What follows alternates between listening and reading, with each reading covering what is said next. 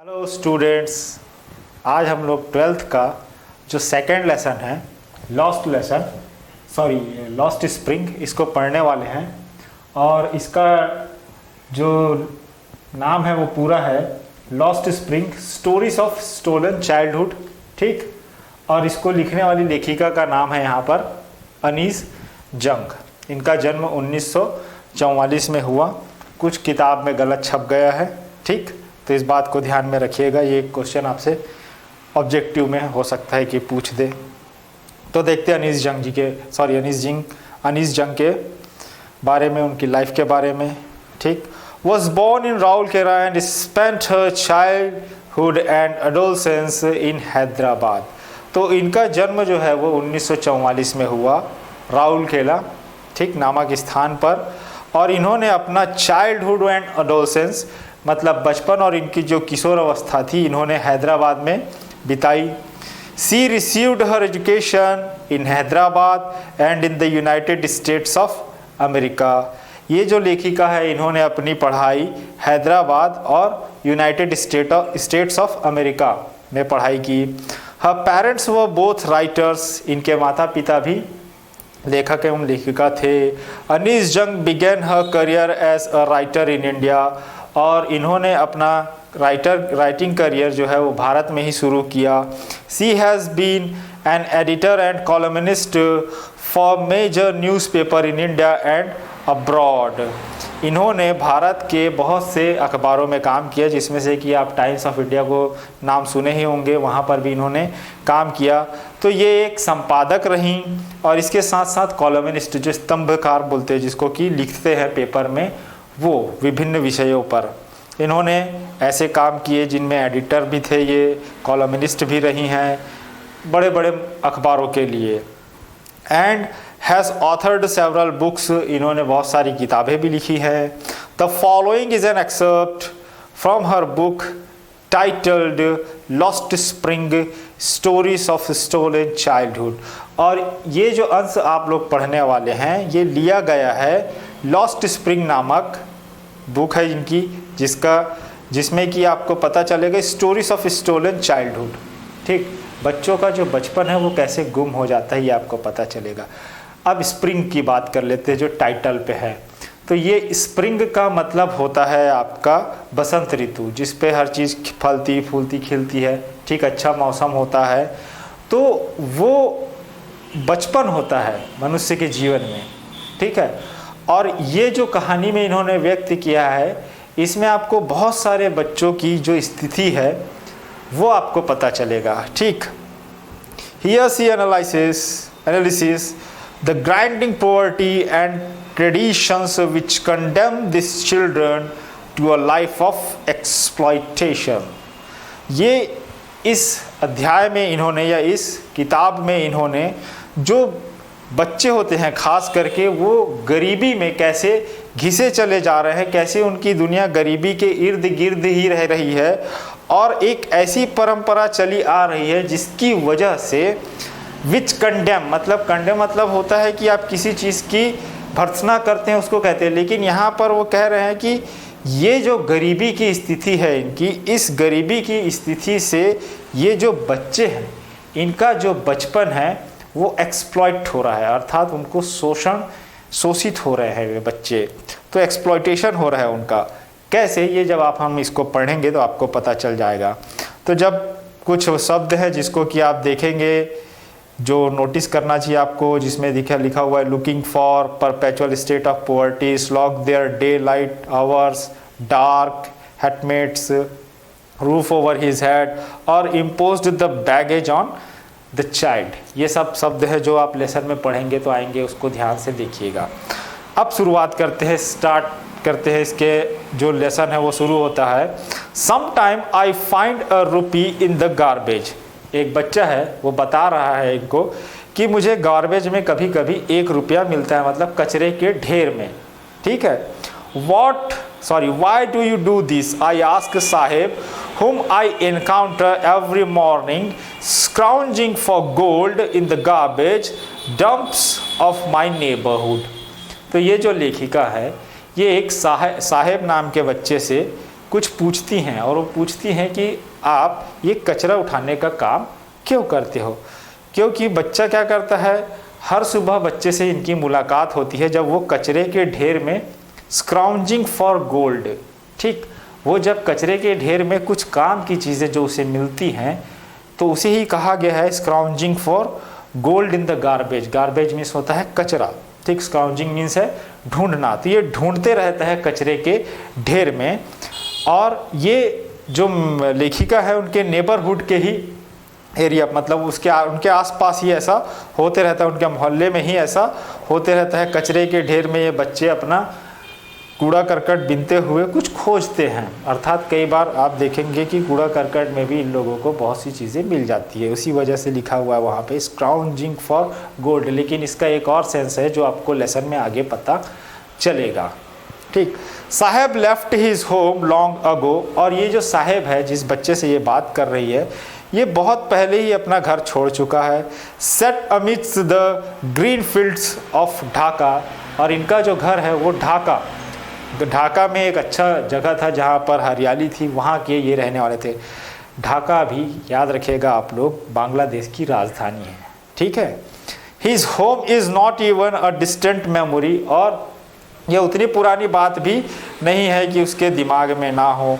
There were many storms that swept away their fields and homes, his mother tells him. तो उस बच्चे को, साहब को, उसकी माँ बताती हैं कि बहुत सारे वहाँ पर तूफ़ान, आंधी तूफ़ान आने की वजह से उनका घर और फील्ड, मतलब जो ज़मीन थी, वो सब तबाह हो गए, ऐसा उसकी माता जी ने उसे बताया था। That's why they left looking for gold in the big city where now lives. और इसी वजह से वे लोग अब इस बड़े बड़े शहरों में घूम रहे हैं, कचरे के ढेर में अपना इनका जीवन व्यापन वैसे ही चल रहा है। तो उसी चीज़ को अब कहा जा रहा है looking for gold in the big city, जिससे कि इनकी आजीविका चल सके। I have nothing else to do, he mutters looking away. तो जब उनसे पूछती हैं कि आप ऐसा क्यों करते हो, तो बच्चा इधर उधर देखते हुए कहता है, मेरे पास करने के लिए और कुछ नहीं है। Go to school, I say glibly, realising immediately how hollow the advice must sound. तो ये जो है, ये उन्हें एक एडवाइस देती है बच्चे को कि स्कूल जाया करो। और ये भी समझ रही हैं कि स्कूल जाने के लिए मैं कह तो रही हूँ, लेकिन ये एडवाइस उसे कैसी लग रही होगी जब उसकी परिस्थिति ऐसी है कि उसे कचरा बीनना पड़ रहा है, और मैं उसे ये सलाह दे रही हूँ कि वो स्कूल जाए। तो उसी चीज़ को रियलाइजिंग इमीडिएटली हाउ हॉलो, मतलब ये उसके लिए कितना भयानक है कि वो अपनी आजीविका की सोचे, ज़िंदगी चलने की सोचे, खाने पीने की सोचे, या स्कूल की सोचे। हालांकि जवाब भी मिलता है, there is no school in my neighbourhood, when they build one I will go. तो साहेब कहता है कि मेरे आसपास नेबरहुड में हमारे कहीं पर भी स्कूल नहीं है, जब स्कूल बन जाएगा एक आध तो मैं चला जाऊंगा। If I start a school will you come, I ask half jokingly. तो ये मजाक में कहती हैं कि यदि मैं स्कूल प्रारंभ करूंगी, शुरू करूंगी, तो क्या आप आओगे? तो बच्चा कहता है, साहेब कहता है, yes I will go. Sorry, he says smiling broadly. वो स्माइल करते हुए, बड़ी सी स्माइल देते हुए कहता है कि हाँ आऊँगा। A few days later I see him running up to me, is your school ready. कुछ दिनों के बाद ये बच्चा बहुत इनके पास दौड़ते हुए आता है और इनसे एक प्रश्न पूछता है। क्या पूछता है कि क्या आपका स्कूल तैयार हो गया? It takes longer to build a school, I say embarrassed at having made a promise that was not meant. और ये अपने आप में कहती हैं कि स्कूल बनने में बहुत समय लगता है, इट टेक्स लॉन्गर टाइम, उसको बताने के लिए। लेकिन इनके अंदर एक चीज़ चलते रहता है कि मुझे ऐसा प्रॉमिस नहीं करना चाहिए था जो उसका अर्थ नहीं था, क्योंकि इन्होंने हाफ जोकिंगली, मजाक करते हुए कहा था। अब इनको समझ में आ रहा है क्योंकि बच्चे ने उसको सीरियसली ले लिया, तो ये बहुत एम्बैरेस्ड फील कर रही है और ये सोच रही है कि ऐसा प्रॉमिस नहीं, इसका अर्थ ये नहीं था जो ये बच्चा समझ रहा है। Eight having made a promise that not meant, अर्थात ऐसा प्रॉमिस किया जिसका अर्थ वो नहीं था। But promises like mine around in the corner of his bleak but promises like mine are abound in every corner of his bleak world.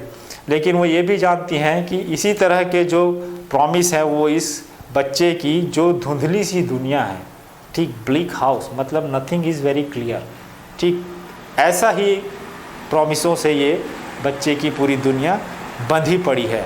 After months of knowing him I ask his name, महीनों के बाद जानने के बाद, महीनों तक उन्हें उसे जानने, बात करने के बाद, पहचानने के बाद एक दिन उसका नाम पूछती हैं ये, तो वो कहता है साहेब ए आलम, अपना नाम बताता है Saheb e Alam. He announces he does not know what it means, और बच्चे को अपने नाम का अर्थ पता नहीं होता। If he new it's meaning Lord of the universe he would have a hard time believing it, अगर उसे पता होता कि इसका अर्थ होता है पूरे ब्रह्मांड का स्वामी, तो उसे यकीन नहीं होता। Hard time believing it. Unaware of what his name represents, he roams the streets with his friends, an army of barefoot boys who appears like a morning birds and disappeared at noon. तो अब बच्चे को तो पता नहीं है कि उसका नाम का अर्थ क्या रिप्रेजेंट होता है। अब ये बेचारा कचरा उठाने के लिए हर गली गली कूचे कूचे घूमता है, और ये अकेला नहीं है, इसके साथ बहुत सारे हिज फ्रेंड्स लिखा हुआ है, मतलब इसी के आसपास आयु वाले बच्चे रहे होंगे जो खाली पैर, नंगे पैर घूमते हैं। Who appear like the morning birds, सवेरे जैसे चिड़ियों का दल देखते हैं ना आप, वैसे ये आते हैं और दोपहर के समय में गायब हो जाते हैं। Over the months I have come to recognise each of them, और इन महीनों में मैंने इन लगभग सभी को पहचान गई हूँ, अर्थात ये सब बच्चों को देखती हैं रोज़, तो उन्हें पहचान चुकी है और उनकी स्थिति को भी पहचानने का प्रयास कर रही है, और अपने अनुभव को इस लेसन में उन्होंने बताया भी है। Why aren't you wearing chappals I ask one, तो जो पूरा ग्रुप रहता है, जो कूड़ा करकट बच्चे बीनते हैं, उनमें से एक से पूछती हैं ये कि चप्पल क्यों नहीं पहनते। My mother did not bring them down from the self, he answers simply, बड़ी आसानी से उत्तर देता है कि मेरे चप्पल जहाँ पर रखे हुए हैं, ताक पर रखे हुए हैं, रेक पर रखे हुए हैं, मेरी माँ उन्हें नीचे लाती ही नहीं। Even if she did he will throw them off as another, तो दूसरा बच्चा फिर कहता है कि यदि वो दे भी देंगी तो ये उस चप्पल को फेंक देगा। Who is wearing shoes that do not match, और ये वो बच्चा जवाब दे रहा है साथ में जो ऐसा पेयर का जूता पहना हुआ है जो मैच नहीं कर रहे, अर्थात अलग अलग। When I comment on it, he shuffles his feet and saying nothing. तो जब ये उनसे बात करते रहती है तो वो अपने पैर को घुमाते रहता है, ताकि वो ये ना देखे कि उस बच्चे ने जो ये जवाब देता है कि यदि इसे चप्पल मिल भी गया तो ये उन्हें फेंक देगा, और वो स्वयं ही अलग अलग मतलब एक साइज़ के नहीं है। Wearing shoes that do not match, जो मैच करते नहीं हैं, मिस मैच शूज़ वो पहना हुआ है, तो वो अपने जो पैर है उसको हिलाते रहता है, छुपाते रहता है। और फिर वो कहता है I want shoes says a third boy who has never owned a pair all his life. तीसरा बच्चा इतने में कहता है कि मुझे शूज़ चाहिए, क्योंकि उसने अपनी पूरी ज़िंदगी में अभी तक शूज़ नहीं पहना है, इसी वजह से लिखा हुआ है I want shoes a third boy who has never owned, कभी प्राप्त नहीं किया है। Traveling across the country, I have seen children walking barefoot in cities, on village roads. फिर ये बताती है कि जब इन्होंने पूरे देश में भ्रमण किया है तो इन्होंने देखा है कि बच्चे खाली पैर शहरों में, गाँव में, सड़कों पर घूमते रहते हैं। It is not lack of money, but a tradition to stay barefoot is one explanation. सीधी सी बात है, आप गाँव में जाएंगे तो कई जगह ऐसा चलता है कि चप्पल पहनते ही नहीं, तो इन्होंने जब इस अनुभव को एक्सपीरियंस किया तो कई बार उन्हें ये प्रश्न का उत्तर ये मिला कि ये पैसे की वजह से नहीं है, बट एक परंपरा है टू स्टे बेयरफुट जो चली आ रही है, इज़ वन एक्सप्लेनेशन। ये एक मतलब वो लोग बताते हैं कि हम खाली पैर क्यों रहते हैं, तो ये एक परंपरा है, कहते हैं, जो चली आ रही खाली पैर रहने की। I wonder if this is only an excuse to explain away a perpetual state of poverty. और फिर उसके बाद ये अपना तर्क लगाते हुए कहती हैं कि मुझे एक बात मतलब सोचने के लिए मजबूर कर देती है कि क्या यही एक तरीका है जिससे कि आप मतलब हाँ हम तो ऐसे ही रहते हैं, खाली पैर रहते हैं, ऐसा बोल देने से ही आप अपने उस परिस्थिति से, गरीबी की परपेचुअल मतलब जिस परिस्थिति से आप हमेशा से घिरे हुए हैं, क्या यही एक कारण है जो आप बता सकते हैं और कोई दूसरा आपके पास कारण नहीं है अपनी स्थिति को बयां करने के लिए? तो इस वीडियो में हम सिर्फ इतना ही पढ़ेंगे और इतना आप लोग स्वयं से भी पढ़िएगा और आप लोगों को इसके आगे की कहानी नेक्स्ट वीडियो में बताइएगा।